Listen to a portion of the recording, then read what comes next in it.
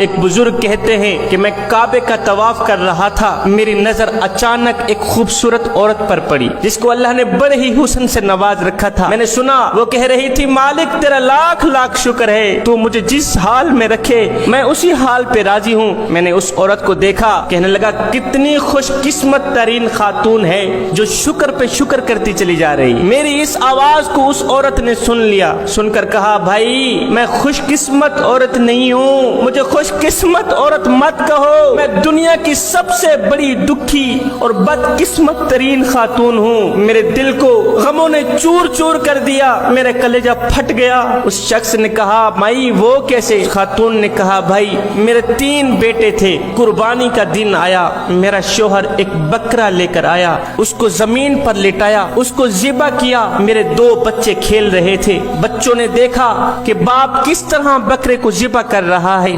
قربانی کا دن چلا گیا، دوسرے دن میں ہمسائے کے گھر تنوری میں روٹی لگانے گئی، میرے بڑے بچے نے میرے چھوٹے بچے کو کہا، آؤ میں تمہیں بتاتا ہوں ابا جی نے بکرے کو کیسے ذبح کیا تھا۔ چھوٹے بچے کو اس نے زمین پر لٹایا، چھری ہاتھ میں لی، معصوم بچے کی گردن پر چھری رکھی، اللہ اکبر کہتے ہی چھوٹے بھائی کو ذبح کر دیا۔ چھوٹے بھائی کی گردن سے جب خون نکلا تو اس خون نے میرے بڑے بچے کو خوف زدہ کر دیا۔ بچہ چھوٹے بھائی کو مار کر جنگل کی طرف بھاگ گیا، خوف زدہ ہو کر جنگل کی طرف بھاگا۔ آگے ایک بھیڑیے نے میرے بیٹے پہ حملہ کیا، چیر پھاڑ ڈالا۔ پیچھے میرے شوہر کو پتہ چلا، وہ جنگل کی طرف بھاگا، جاؤں اپنے بڑے بچے کی جان بچا کے آؤں، کہیں بھیڑیے کا لقمہ نہ بن جائے۔ میرا شوہر 3 دن مسلسل جنگل میں دوڑتا بھاگتا رہا، آخر کار اسے بچے کا سر ملا، بچے کی کچھ ہڈیاں ملی، بچے کو بھیڑیے نے چیر پھاڑ ڈالا تھا۔ اے بچے کی یہ حالت دیکھ کر باپ برداشت نہ کر سکا، باپ بھی وہیں فوت ہو گیا۔ پیچھے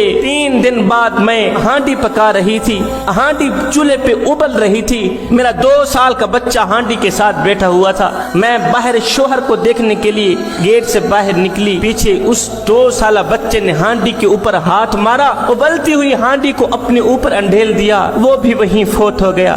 آئے مجھے شوہر بھی نہ ملا، میرا شوہر بھی ختم ہو گیا، میرا بڑا بچہ بھی ختم ہو گیا، چھوٹا بچہ ذبح ہو گیا، 2 سال کا بچہ جل کر مر گیا، میں تنہا رہ گئی، میں اکیلی رہ گئی، میرا دل غموں سے چور چور ہے، میرا جگر پھٹ گیا ہے، موت مانگتی ہوں مالک مجھے موت عطا کر۔ پھر ایک دم آقا کریم کا وہ فرمان یاد آتا ہے کہ موت مانگنا جرم ہے۔ آج میں کریم رب کی چوکھٹ پر آئی ہوں، مالک تنہا ہو کے آئی ہوں، اکیلی ہو کے آئی ہوں، میرا شوہر نہیں رہا، میرے 3 بچے مر گئے، ختم ہو گئے، مالک میں تیرے دروازے پہ موت مانگنے نہیں آئی، میں تیرے دروازے پر صبر مانگنے آئی ہوں، اس لیے کہ میں نے سنا ہے کہ تو صبر کرنے والوں کے ساتھ ہوتا ہے۔ صبر صبر کہتے ہی وہ دکھی خاتون وہاں سے اٹھ کر چلی گئی۔ کچھ عرصہ بعد اس فقیر اللہ والے نے خواب میں دیکھا کہ وہ خاتون فوت ہو گئی ہے۔ اس خاتون سے پوچھا، مائی اے صبر کرنے والی دکھی خاتون، بتا تو صحیح مرنے کے بعد اللہ نے تیرے ساتھ کیسا معاملہ کیا؟